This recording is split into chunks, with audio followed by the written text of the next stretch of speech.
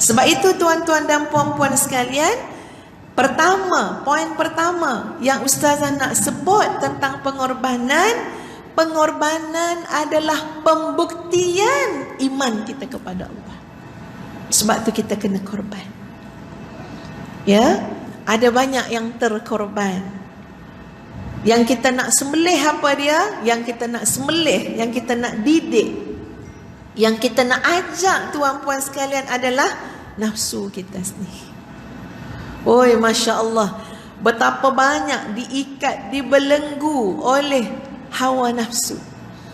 Kata Syekh Abu Hasan Asyazili, Syekh Abu Hasan Asyazili kata, ketika mana Allah ingin memuliakan, ketika Allah ingin memuliakan hambanya, ketika Allah ingin memuliakan seseorang di sisi Allah. Tuan-puan nak tak kalau kita ramai-ramai ni, tiba-tiba nama kita ni adalah senarai orang-orang yang sangat mulia di sisi Allah. Allah sampai panggil malaikat-malaikat ya tuan-puan. Panggil malaikat Jibril, wahai Jibril, inni uhibbu fulan, aku cinta kepada fulan itu. Sebut nama kita kalau Allah sayang kat kita. Siapa nama kita tuan-puan? Halimah binti Daud contoh. Kalau Allah sayang dan cinta kepada hamba yang bernama Halimah binti Daud ini, dalam sebuah hadis qudsi dinyatakan Allah akan panggil malaikat Jibril. Wahai Jibril, aku cinta dengan hambaku Halimah ini. Maka kamu wahai Jibril kena cinta dengan dia. Tak cukup dengan itu tuan-puan, Jibril panggil pula seluruh malaikat-malaikat yang lain. Sebab Jibril ni ketua kan, ya, panggil semua malaikat. Wahai malaikat-malaikat, nak dimaklumkan pengumuman yang namanya Halimah binti Daud di dunia itu, di bumi itu, Allah telah khabarkan kepadaku bahawa Allah mencintai dia.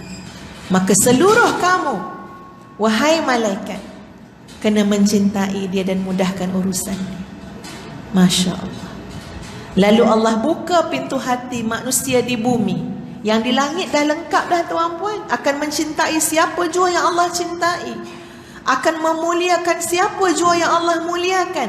Melengkapkan lagi, Allah buka pintu hati makhluk di dunia, manusia di dunia, rasa sayang dengan dia, rasa memuliakan dia, rasa cinta dan senang dengan dia. Masya Allah, hebat orang-orang yang Allah cintai dan muliakan. Kata Syekh Abu Hasan Asyazili, tanda. Sebab kita pun tak tahu juga Allah cinta tak dengan kita. Kita termasuk tak golongan orang-orang yang Allah cintai? Tak tahu tuan-puan. Ya, wallahu a'lam. Cuma kita berdoa husnuzan, ya Allah cintalah dekat aku. Tapi Syekh Abu Hasan Asyazili bagi tahu, tanda Allah muliakan hamba itu, tanda Allah cinta kepada orang itu, ialah Allah menanam dan menyuburkan dalam jiwa dia, dalam hati dia, rasa hamba Allah, rasa kehambaan. Dan Allah putuskan daripada hati dia, leraikan satu demi satu keterikatannya dengan hawa nafsu. Itu tanda apa? Tanda Allah sayang. Tanda apa? Tanda Allah cinta. Allah tanam dalam diri, terasa amat tuan-puan, terasa apa? Aku ni hamba Allah, aku ni hamba Allah.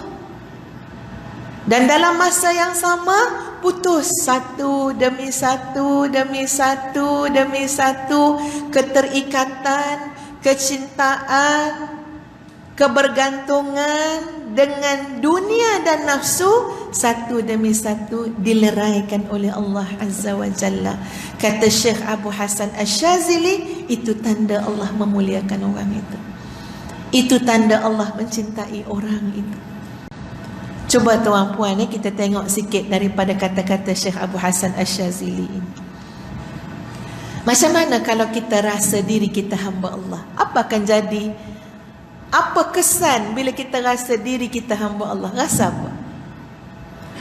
Nak bagi faham tuan-puan, kita rasa apa bila diri kita hamba Allah? Macam mana kesan dia?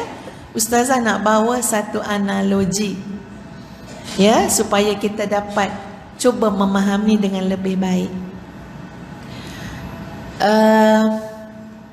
Semenjak daripada ustazah kahwin dulu tuan-puan, ini kita bawa cerita nak bagi tuan-puan dapat maksud yang ustazah nak sampaikan.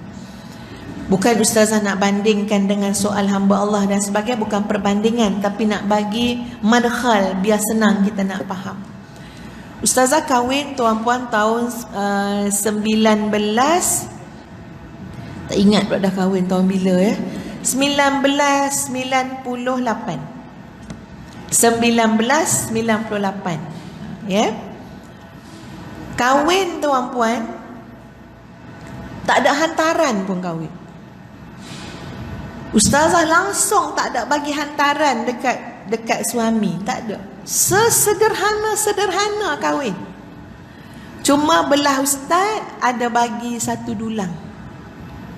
Satu dulang tu atas tu letak apa? 5 tin laici. Ya, ada jual kan laici made in Thailand kat sini. 5 tin laici. Balut tin laici tu dengan kertas minyak. Walaupun dia balut dengan kertas minyak, ustaz tahu tu mesti laici. Ya, sedulang 5 tin laici. Tapi alhamdulillah, cuma tak letak atas dulang je. Ustazah awal-awal kahwin pun ustaz dah hadiahkan seorang pembantu rumah. Ya, walaupun tak letak dalam dulang lah bibik tu kan, ya. Tapi kahwin berapa bulan, ustaz hadiah dah seorang pembantu rumah sebab ustazah belajar sambil bekerja, ya. Jadi banyak sangat tanggungjawab, dapat seorang pembantu rumah. Alhamdulillah, pembantu rumah itu bekerja dengan ustazah 18 tahun. Alhamdulillah, lama, Masya Allah. Sayangnya anak-anak dengan dia, ya Allah, ya. Orangnya baik tuan-puan. Kalau bangun pukul 4.30, pukul 5, kita buka pintu bilik dia, insya-Allah selalunya dia dah berada atas jadah dah qiyamul lail. Kalau dalam pukul 9, pukul 10, ustazah pun tak ganggu dia duha. Kadang-kadang ustazah ada urusan tuan-puan, duduk bersimpuh kat bibi. Bi, doakan saya bi dalam solat bibi. Ya, insya-Allah, kata. Masya-Allah. Cakap banyak tak ada. Bagi handphone semua dia tak nak. Ya, baik, Masya-Allah. Tapi tuan-puan hantar balik dah. Sebab mak dia sakit. Usia dia pun 65 tahun dah. Masa ustazah hantar balik. Sebab lama duduk dengan ustazah. Bila dah hantar balik, ustazah masih perlu pembantu rumah tuan-puan. Ya. Maka ya Allah, bermulalah tuan-puan pencarian pembantu ni. Ada yang kerja 3 hari hantar balik. Ada yang kerja pagi, malam dah hantar balik ke ejen. Oh, dah mula dah rasa macam orang lain rasa, bukan senang nak cari pembantu. Tapi alhamdulillah, adalah seorang dah duduk dah dalam 4-5 bulan kat rumah ustazah. Tuan-puan, ustazah bukan maksudkan hamba. Ini bukan cakap pasal perhambaan. Ini betul-betul cakap pasal pembantu. Bukan hamba tuan-puan, pembantu. Ustazah nak reflektkan hubungan dengan pembantu supaya kita boleh faham bagaimana rasanya jadi hamba Allah. Cuba tuan-puan tengok.